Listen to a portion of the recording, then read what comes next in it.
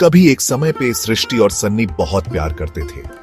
College का romance बिल्कुल सपनों जैसा, लाइब्रेरी में पढ़ाई, कैंटीन में गप्पें और भीड़ भाड़ वाली गलियों में बेफिक्री से घूमना।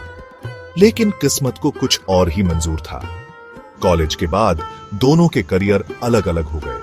सन्नी को काम के लिए दूसरे शहर जाना पड़ा और धीरे धीरे उनकी बातें कम होने लगी। छोटी छोटी गलत फहमियां बड़े झगड़ों में बदल गई। एक दिन सृष्टि ने कहा, शायद अब हमें अलग हो जाना चाहिए।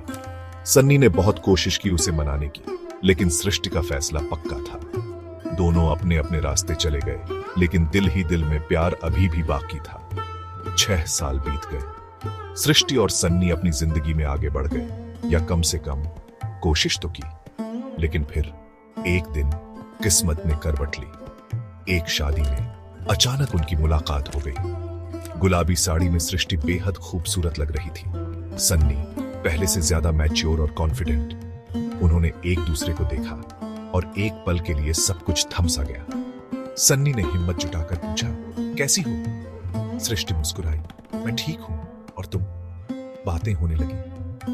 उन्हें एहसास हुआ कि 6 सालों में बहुत कुछ बदल गया था, लेकिन उनकी दोस्ती और प्यार जस का तस था। शादी की धूमधाम के बीच वो अपनी पुरानी गलतियों पर हंसे। हम कितने बेवकूफ थे, है ना? सृष्टि ने धीरे से सन्नी का हाथ पकड़ा और कहा, इस बार हम आराम से चलेंगे। सन्नी ने मुस्कुराते हुए जवाब दिया, और छोड़कर जाना कोई ऑप्शन नहीं होगा। इस बार कोई जल्दबाजी नहीं थी, कोई अनिश्चितता नहीं थी। बस दोनों 6 साल बाद फिर से मिले, एक नई शुरुआत के लिए तैयार, शायद हमेशा के लिए।